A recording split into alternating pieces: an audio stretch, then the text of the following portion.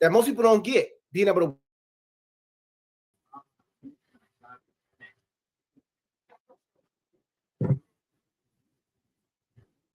All right, we're live, getting ready to join a stream already in action. Put on by LinkedIn, the human in an AI powered world. I'll go ahead and bring the volume back in, and we can chime in. Success is the practice of making sure that your customers are achieving their intended business outcomes with your product or service. The tricky part about the name is it's both a philosophy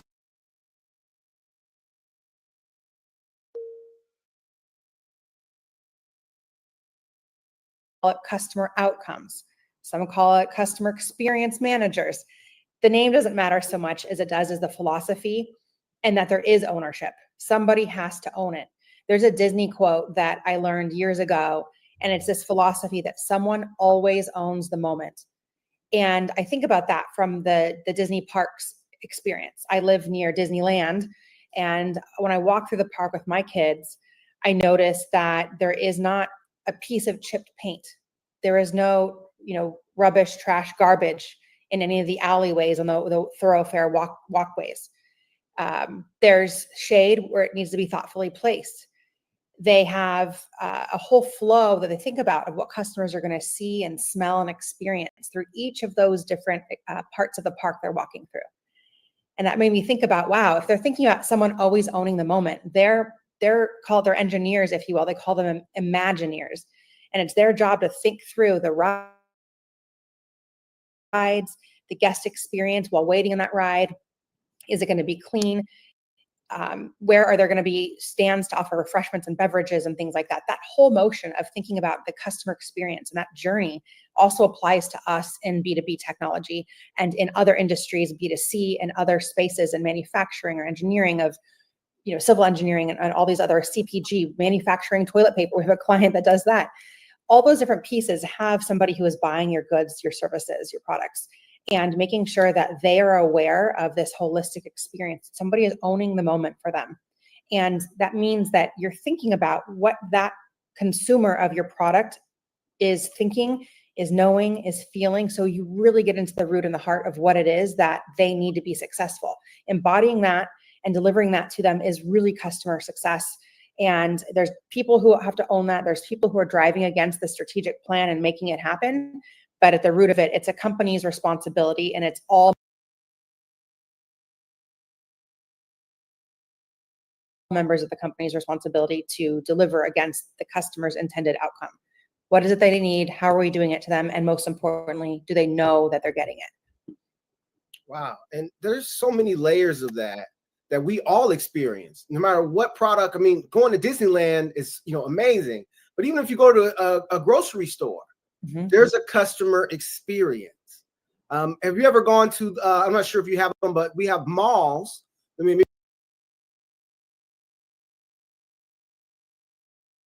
maybe in your country you have a version of a mall, and you go to they have a food court. So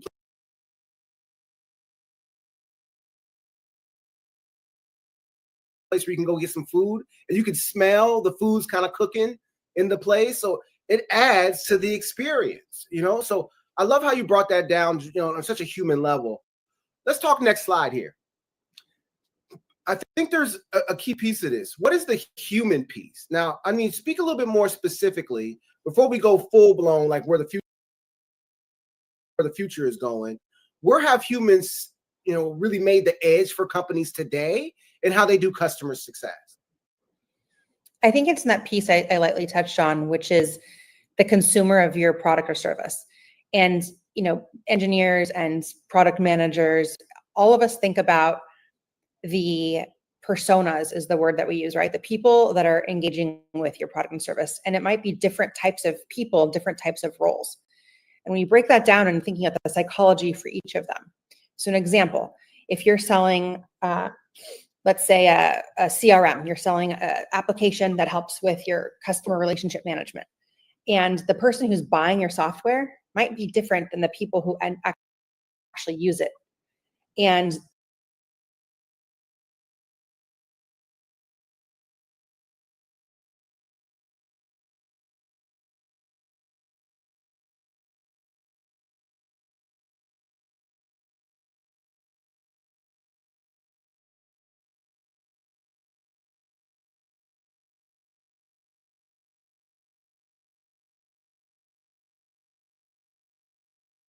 The departments that use it might vary, even at the same company.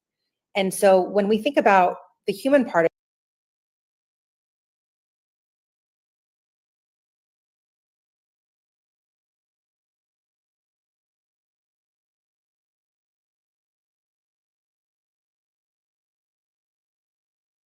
of it, like what matters to them and why.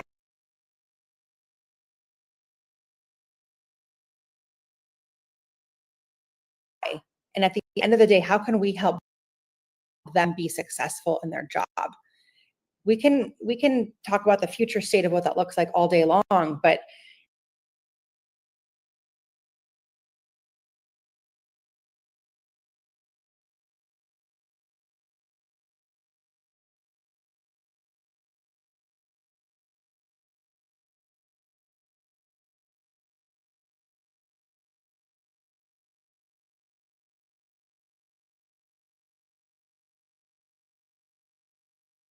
the history of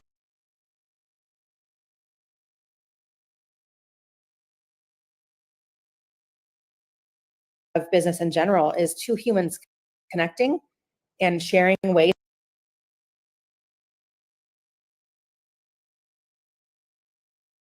that they can help one another. And if one person sees the value in that, they're going to pay for that service. They're going to pay for that product because they see the value in it. Human to human, you're sharing how it can help them, how it can be better.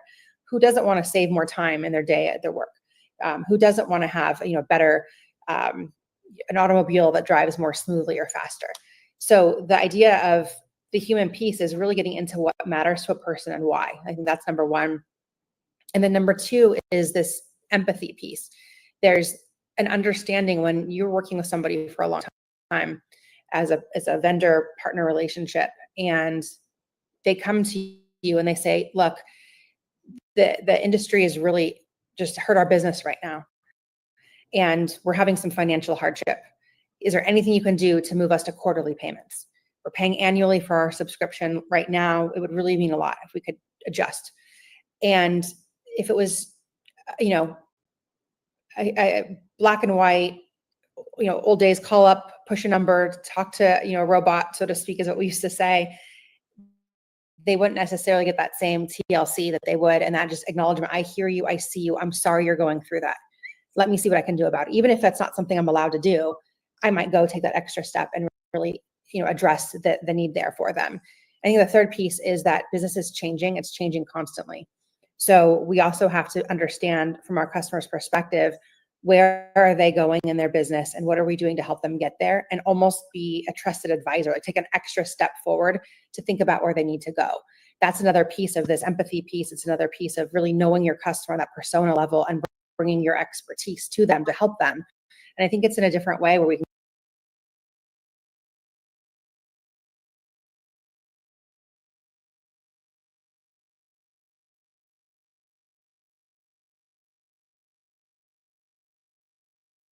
can connect with each other.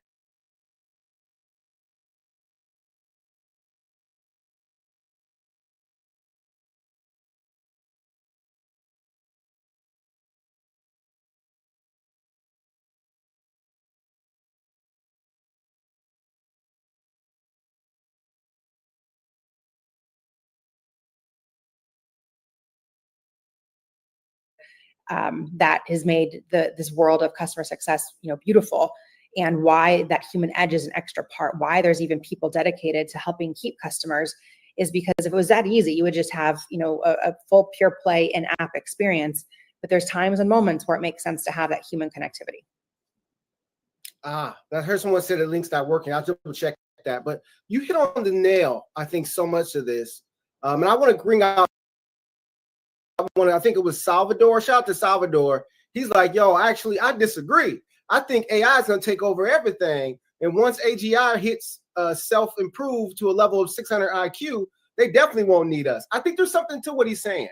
But even if we go to like our human experience right now, if you call in any support, you know how quick we're pressing 0 to get to the operator? Is it just me? In the chat, let us know if you also are trying your hardest to get to a human when you call in support for any product.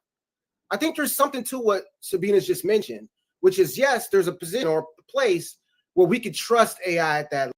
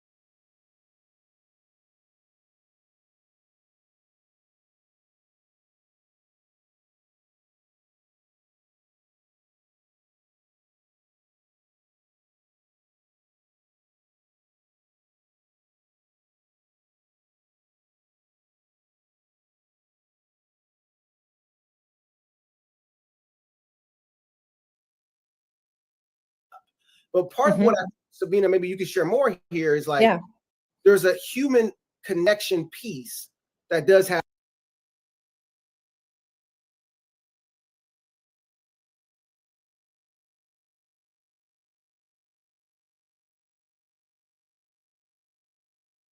merit, not maybe for every industry. There might be some places where agent to agent is everything. But I wanted to bring it to this conversation. Companies are, and I want to put a ...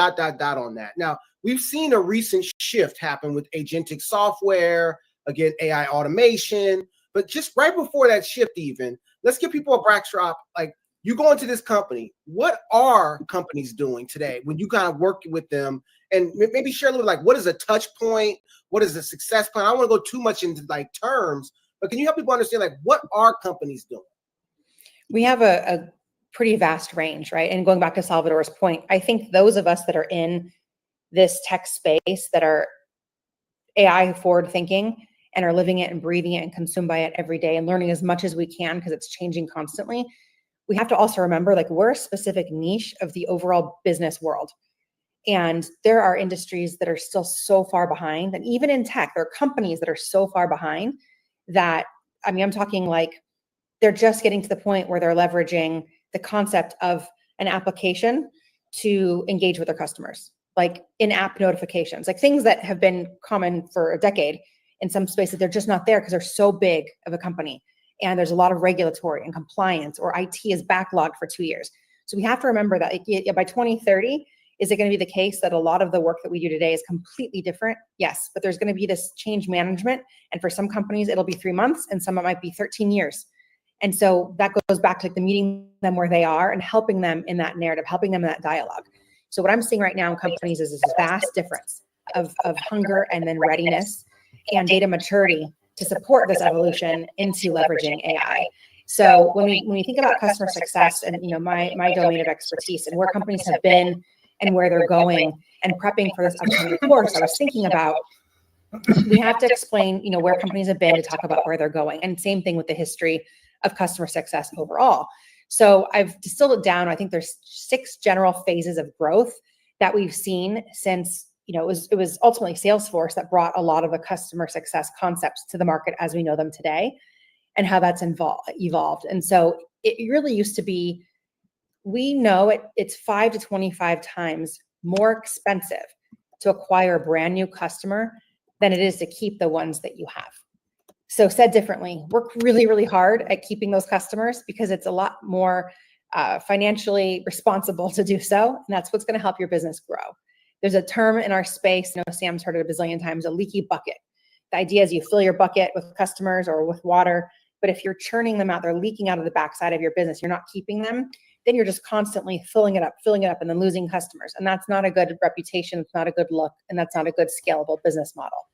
So when we look back at where customer success started and this, you know, call it customer success 1.0, it was, let's try doing some proactive outreach. Let's kind of see what's going on with our customers and not just look at the dashboards, but let's talk to them and maybe do a quarterly business review and talk about what they're experiencing and where we're going with our product roadmaps.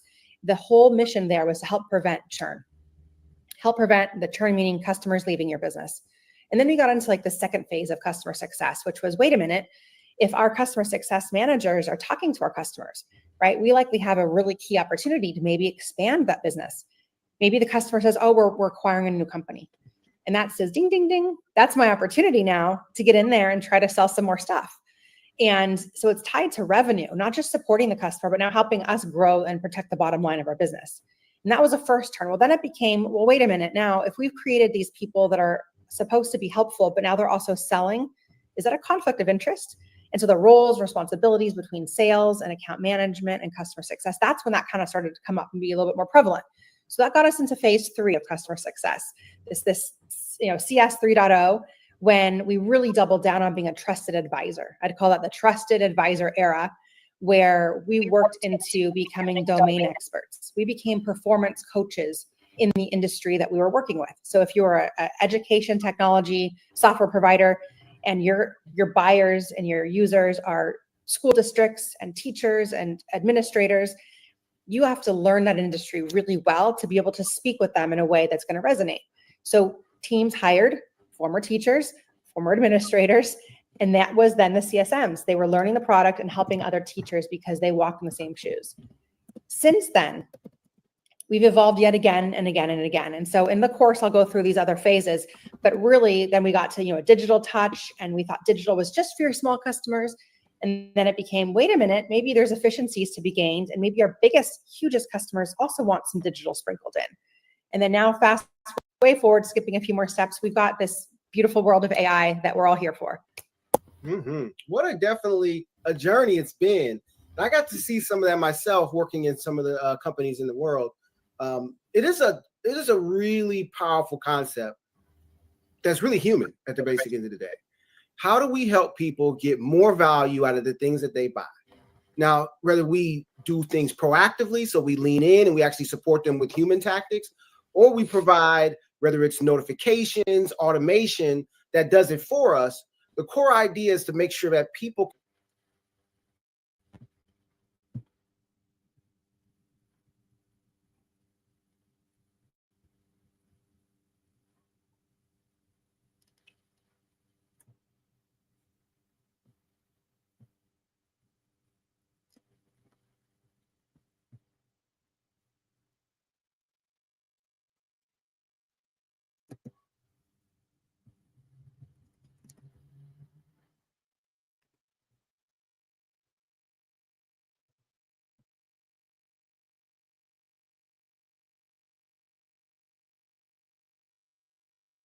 can progress with the learnings of prior experience. So if I go into the Disneyland, they've learned from millions and millions of people that have gone every day for years.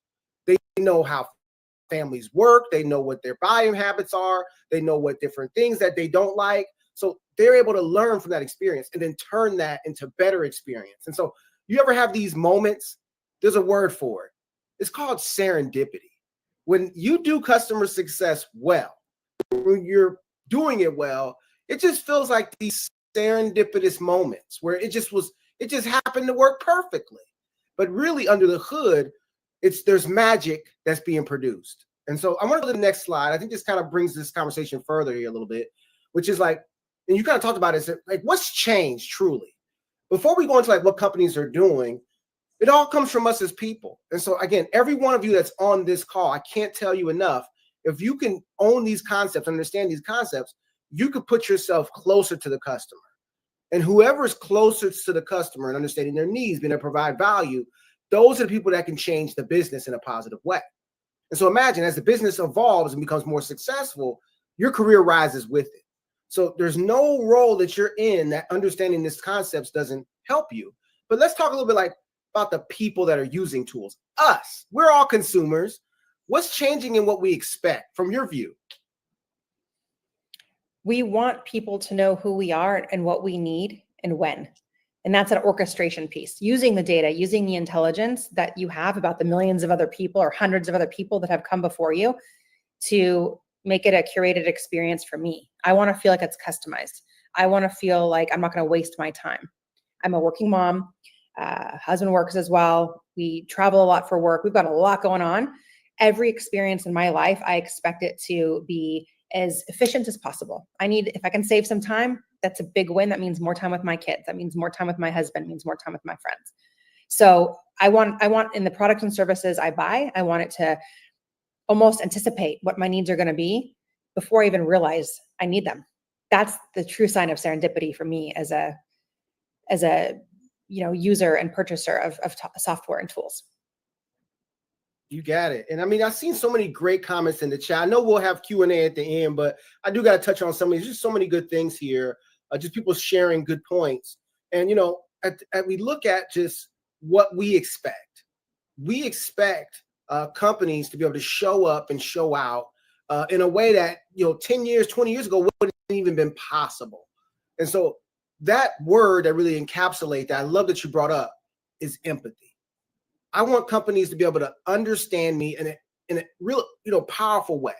And that like deep understanding, empathy is such a good word for that. Empathy is touchy-feely, right? It's an art for most folks. But underneath the hood there, I think there is a science to it, which is like to be able to empathize with someone and really deliver value through that lens is something that's less, just art alone. And there are some fundamental things to it. Can I provide value to you? So to know what's valuable to you, I have to understand you. So to even bring value, I need some level of empathy. Can I do it in a timely manner? Can I do it fast, or can I do it in the right timing? Can I really provide it to you when you need it, or before you even need it? Can I anticipate? And then even further, context. Can I understand everything going on with you in your world? And so, coming from my background, I came up with this formula, for this idea called digital empathy. But I think, again, we might revisit it later. We might add that as part of the course. But this is something that I think we all can relate to. If I, ever sent an email with somebody and said, hey, I don't got the answer, but I'll get right back to you. I didn't provide a lot of value. I might provide some context, but I optimize for speed. And so just in all scenarios, you're always optimizing for one of these factors, whether it's the amount of value you can provide, how quickly or, how much time it takes, but as much context. And so with that said, let's go to the next slide. I think this is where it gets even more interesting. People are changing how they're approaching this. Now there's agents. Now there's the ability for AI to do the work for you. Before, you generally had to have a human, even if you could generate with ChatGPT what you want to do or your plan, someone had to go execute. Now even that's being done by agents, where you can literally give it a task and you can go open up your customer relationship platform, pull the data, automatically download it, process it, then upload it to your email client. They're truly transformative stuff is happening, where it's no longer just, describe or analyze, it's do. But I want to share with you, I want to have you share, Sabina, what's changed in the methods and tactics of how companies and people are deploying customer success. I think it goes back to what somebody said here in the chat a minute ago too, where it's not only the post-sale part, but even how companies even acquire software, and then looking at that all the way through. There's so much information out there. How are they distilling it down, right? You used to go to app review sites and all that. We're seeing that that's not happening as much anymore, right? They're going to their LLMs. They're looking to search, to agentic search, and then that's pulling in that GEO, right? Generative engine optimization, and it's grabbing all this information to help you make an informed decision outside of just where you were in the, a G2 or a TrustRadius, something like that, as an app review site. That power, I think, of speed and getting information faster is generally the same theme that we have to weave in throughout the entire customer journey. They've gone through a software selection or a purchase decision of some sort to then be able to adopt it quickly. So that means, we'll get it configured and deployed quickly.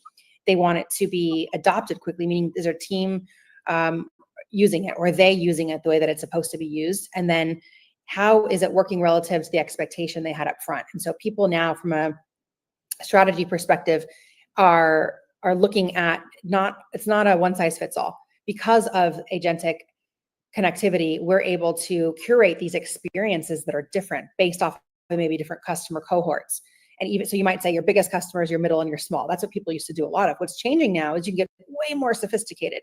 You can say, for this particular customer size in terms of company size, this company size in terms of revenue, culturally, they're part of this part of the world, but some of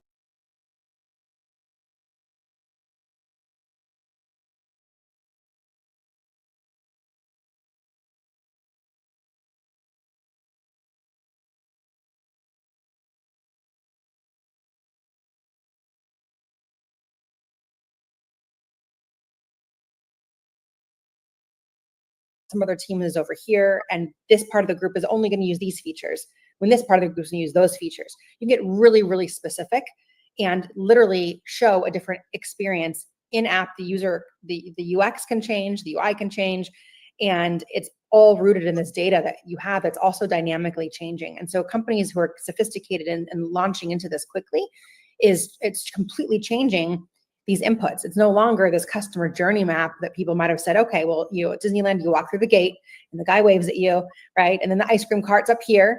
And then, they're going to go on this first ride. We're going to make sure the line's quick, because then when they're done, their kids are going to have to go to the restroom. The restrooms need to be close by. It's so not like that anymore. It's not this linear motion. It's now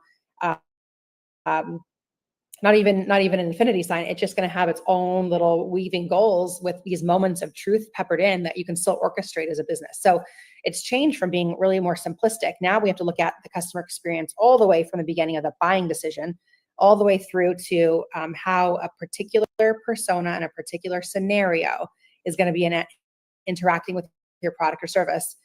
And that litmus test, what do you want them to think and feel and know and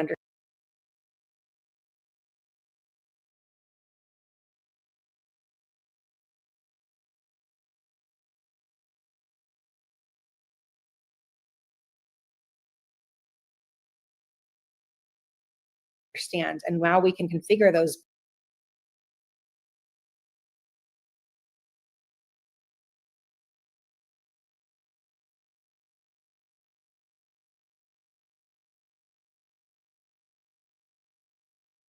behaviors with our tools and products.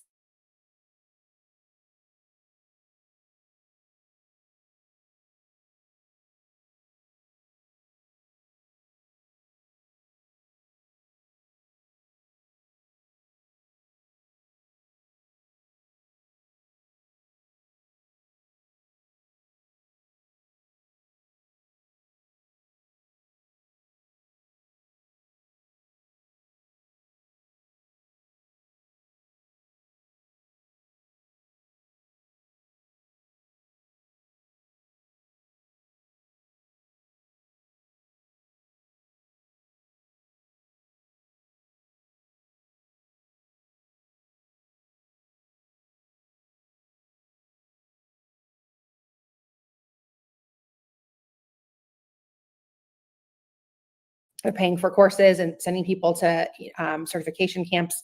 And then we're also finding that they're changing because they're launching new programs internally and pulling in, a couple of my clients right now are pulling in a SWAT team, a tiger team, where they have representational voices from across the business, maybe in accounting and finance and sales and marketing and a few others, to figure out how, as a company, we're using AI, how we're doing it intelligently, and then what does it mean for our people. So those are some of the different things that we're seeing generally in the way that they orchestrate the business, the customer experience, and then internal enablement is the other key piece. Really important. Get your pens and pads, folks. I mean, we giving away the whole course. This is phenomenal. There's a lot more. There's a lot more. Don't worry. If you're enjoying it, let us know in the comments. I mean, I'll put a word on it. Get your popcorn, folks. You know, we're gonna have a little fun here. Let's go. Hyper personalization. I think that's a great way to encapsulate everything we talked about. The idea of granularity. Man, we're going at a level deeper than we've ever done before. And so, like, I remember just in even my experience, when you get a personalized email from anybody for like today, like in the past, the idea of personalized lived at the edges of that email, meaning at the top part, it would say, "Hi, Sam," first name here. And then it would have whatever body, maybe that body might vary based on what my general persona is, like what role or what company I'm at, if that's a large, medium, or small. And then at the end, it would have another little piece that maybe said, "Thank you